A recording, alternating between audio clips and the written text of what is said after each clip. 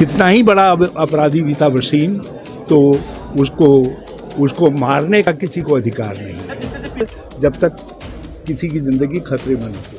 एक जवान बच्चा इस तरीके से साजिश करके, क्योंकि जो दिख रहा है, जो तथ्य सामने पब्लिक कह रही है, उसमें साफ लग रहा है साजिश करके उसको मौत के घाट उतारा गया। अगर पुलिस सामने है या ग्रामीण थे तो उसको बचाया जा सकता था, लेकिन एक युवक की मौत पुलिस के सामने हो गई, जनता के सामने हो गई, वो पीठ थपथपा रहे हैं और मैं निंदा करती हूँ उनके बयान की।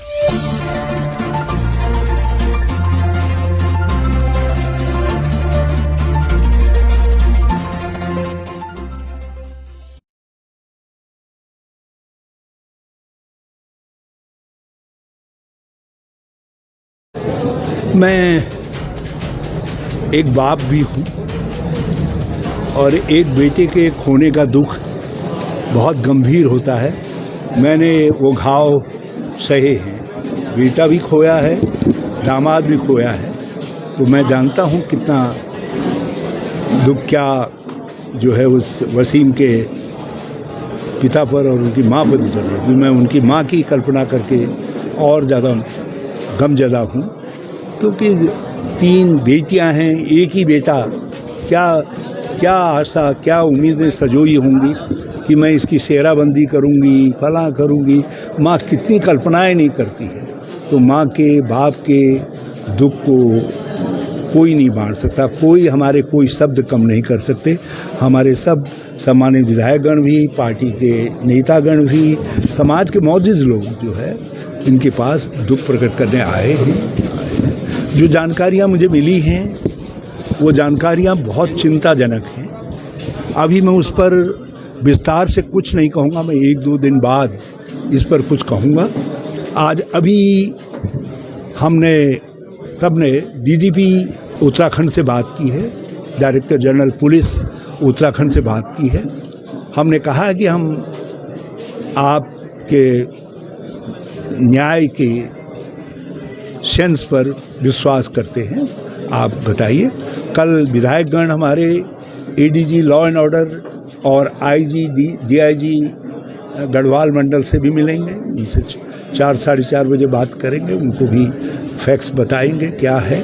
हमने डीजीपी से ये भी कहा है कि यहाँ गांव के लोगों को धमकाने की, उकसाने की कोशिश हो रही है। गांव वालों से मैंने दरख्वास्त की है कि किसी तरीके के उकसावे में ना आए।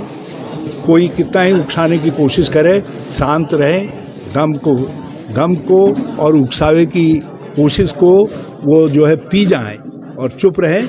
हमको खबर कर दें, बीरेन्द्र जाति जी को खबर कर दें, बीरेन्द्र रावत जी को खबर कर दें, पड़ोस में ममता हैं, फुरकान हैं, इन लोगों को खबर कर दें।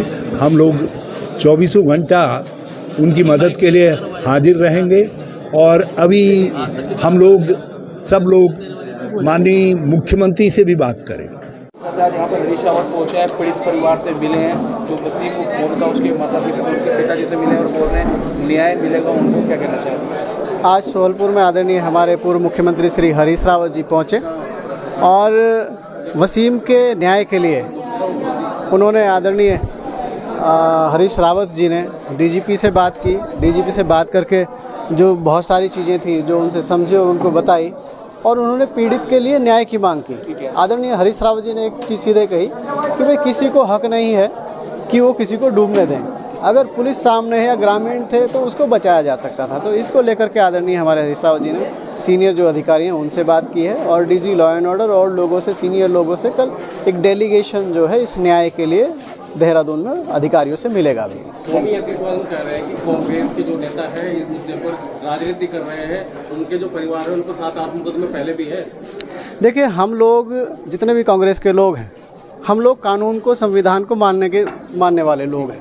हम लोग संविधान को, कानून को मानते हैं और संवैधानिक दायरे में मैं फिर कहता हूँ, और आदरणीय हमारे हरीश रावत जी ने भी कहा है कि किसी को किसी की जान लेने का अधिकार नहीं है। अगर मैं इस पक्ष में नहीं कोई गलत करे, अगर कोई गलत कर रहा है तो उसके लिए कानून है, उसको सजा देने के लिए कानून है। कानून के दायरे में उसको सजा दी जाए, कानून के दायरे में उसको सजा दी जाए, कानून के दायरे में सजा दी जाए। और मेरा एक चीज़ और भी कहना कि भाई इस तरीके की ये जो चीज़ें हो रही हैं, कानून, उत्तराखंड एक शांति प्रिय राज्य है, ये शांति प्रिय ही रहना चाहिए। अच्छा, वो जो मंत्री जी हैं, पूर्व मंत्री जी, कल ये भी बोल रहे थे कि भाई मैं पुलिस की पीठ थपथपाऊंगा, उन्होंने बहुत अच्छा कार्य करा है, इस तरह का कार्य। आदरणीय हरीश रावत जी ने अभी कहा कि वो तो पूरे हरिद्वार के स्वामी हैं, बालू के स्वामी हैं, अन्य चीज़ों के स्वामी, वो तो हरीश रावत जी ने भी कहा है। अब इससे ज़्यादा मैं इसमें क्या। जी मैम, क्या कहना चाहेंगे इस पीड़ित परिवार से आज आप मिले हैं, क्या आश्वासन आपके द्वारा दिया गया, बताया जाए डीजीपी साहब से आप मिलेंगे और कल सीएम साहब से मिलेंगे? देखिए, जिस तरह से मोनू वसीम की, मोनू उसका निक नेम था, सभी मोनू के नाम से जानते थे। वसीम की मृत्यु का अभी राज बना हुआ है, लेकिन जिस तरह से पुलिस के सामने और ग्रामवासियों के सामने वसीम की तालाब में डूब करके मौत हुई, बड़ा दुखद है। बहुत ही चिंताजनक बात है कि पुलिस के रहते हुए इस तरह से कोई व्यक्ति मर जाए, बड़ा दुखद है। अब कोई पूर्व कैबिनेट मंत्री क्या कह रहे हैं, वो तो कुछ भी कह सकते हैं, वो स्वतंत्र हैं, वो कुछ भी कह सकते हैं। वो कानून में, संविधान में, बाबा साहब डॉक्टर भीमराव अम्बेडकर जी में विश्वास नहीं करते। वो तो कहते हैं हम जो कहेंगे वही होगा। पुलिस की पीठ थपथपाते हैं। मैं कहती हूँ कि मित्र पुलिस है, पुलिस की पीठ थपथपाओ अच्छे कार्य के लिए। जो भी अच्छा कार्य करेगा उसकी पीठ थपथपाई जानी चाहिए। लेकिन एक युवक की मौत पुलिस के सामने हो गई, जनता के सामने हो गई, वो पीठ थपथपा रहे हैं, और मैं निंदा करती हूँ उनके बयान की। देखिए यार, ये बड़े स्वामी जी रोड की पत्रकार वार्ता रखी और आपने सुनी भी। देखिए, स्वामी जी क्या कह रहे हैं क्या नहीं कह रहे हैं, ऐसे व्यक्ति स्वामी नहीं हो सकता। जो अगर मौत पे भी उपहास बना रहा है, मजाक कर रहा है, पीठ थपथपा रहा है, गलत है। पहले हमें ये जानना चाहिए कि पुलिस ठीक है नहीं है, वो बच्चा दोषी था नहीं था, वो बात का विषय है। पहले उसकी जान बचानी चाहिए थी, और यही इंसानियत है। इस इंसानियत के नाते ही हमें भी चलना चाहिए, और सब चलते हैं। और यही हमारा जो है, ये बाबा साहब का जो संविधान है, उसके तहत ही हमें बात करनी चाहिए। अब कोई कह रहा है गोली मार दो या मैं पीठ थपथपाऊंगा या ऐसा, वो स्वामी नहीं है। ऐसे लोग स्वामी नहीं हो सकते। मैं तो ऊपर वाले से यही दुआ करूंगा कि उनके परिवार में भी कुछ ऐसा हो, और फिर हम देखेंगे कि वो जब इंसाफ मांगेंगे तो वो राजनीति होगी या इंसाफ मांगना होगा। फिलहाल हम इंसाफ के लिए खड़े हैं वसीम भाई केस के साथ।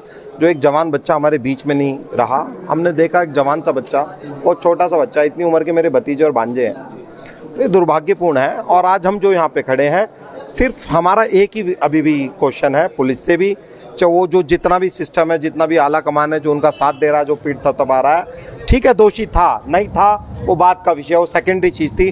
प्राइमरी ये थी कि हमें उसकी जान बचानी चाहिए। आप इनकी लड़ाई लड़ोगे भी या सिर्फ राजनीतिक मुद्दा बन के रह जाएगा खाली? है कि देखिए यार हम यहाँ पे आए हैं, और आप मेरी बात से भी समझ रहे होंगे, हम यहाँ राजनीति नहीं करना है। एक जवान बच्चा हमारे बीच में नहीं है। और सुनिए, वो तख्ती लगा के नहीं घूम रहा था, वो किस समाज से था, किस क्या नहीं। ये किसी के साथ भी हो सकता है, ये आपके भाई के साथ भी हो सकता है, ये मेरे बच्चों के साथ भी हो सकता है। ये धारणाएं हमें बदलनी पड़ेंगी, और इनके खिलाफ, ऐसे डिस्टर्बिंग एलिमेंट के खिलाफ हमें आंदोलन करना पड़ेगा, और आंदोलन का बिल्कुल हम यहीं से बजाएंगे। जिस तरीके से रो रहे हैं, ये हर पिता की पीड़ा है। एक जवान बच्चा इस तरीके से साजिश करके, क्योंकि जो दिख रहा है, जो तथ्य सामने पब्लिक कह रही है, उसमें साफ लग रहा है साजिश करके उसको मौत के घाट उतारा गया। हमारे देश का संविधान, कानून जो है, ये कहता है कि राइट टू हैव लाइफ, मतलब हर व्यक्ति को जीने का अधिकार है। अगर किसी से, चलिए मान भी लिया, कोई चीज़ हुई भी, तो वो तो कानून देखेगा ना, उसके लिए माननीय कोर्ट है। तथ्य लाइए, कानून सजा देगा। ये थोड़ी ना कि खुद ही जाके जो बचाने वाला है रक्षक ही भक्षक बन रहा है। तो ये इतना पीड़ादायक है। कौन सेफ है फिर? ना मैं सेफ हूँ, ना मेरे साथ के साथी विधायक सेफ है, ना आप सेफ है, ना ये पब्लिक सेफ है। तो ये जो कृत हो रहा है उत्तराखंड में, देवभूमि उत्तराखंड में, ये बहुत शर्मसार है। और हम लोग आज राजनीतिक पार्टी के रूप में नहीं, हम एक समाज के जिम्मेदार लोगों के रूप में हम सबको खड़ा होना पड़ेगा, रोकना पड़ेगा। नहीं तो ये फिर पूछ कर नहीं होगा कि ये इसका घर है या उसका घर है, फिर तो इसकी जब्त में हर व्यक्ति आएगा। तो यहाँ पे जो ग्रामीण थे या फिर आसपास के जो लोग थे, उन्होंने, उनके परिवार के लोगों ने बताया कि पुलिस हमें इस तरह से परेशान कर रही है, मुकदमे दर्ज करे गए हैं। उनकी लड़ाई लड़ने के लिए अभी बिल्कुल आखिरी दरवाजे तक खटखटाना पड़ा तो हम खटखटाएंगे, और जो भी रास्ता उठाना पड़ा, क्योंकि हमारे लिए सबसे बड़ी बात है कि ग्रामीणों के, आम जनता का, सिटीजन है ये, नागरिक हैं इस देश के, इनकी रक्षा करना, इस राज्य की को सेवा देते आ रहे हैं, अन्नदाता हैं। तो हमारे किसान भाइयों को सबको जो है रक्षा करने का हमारा उत्तरदायित्व है। और जिस तरीके से आम नागरिक आज अपने आप को अनसेफ महसूस कर रहा है, ये बहुत दुखदायक है। मैडम, पूर्व कैबिनेट मंत्री ने कल एक बयान और भी दिया कि जैसे अभी रेप की घटना हो गई, उन्होंने बोले बेटी बचाने का संकल्प हमारे पास है, हम ही धर्म करते हैं, हम ही रक्षा करते हैं। कोशिश को लेकर क्या कहेंगे बेटियों के लिए? उन्होंने इस तरह का बयान दिया है और जिस तरह की घटनाएं देहरादून और कोलकाता में हो रही है। देखिए, मैंने सदन में भी ये बोला, हमें इसमें राज्यों से उठकर बेटी बचाओ बेटी पढ़ाओ का जो नारा भाजपा ने दिया वो खोखला है।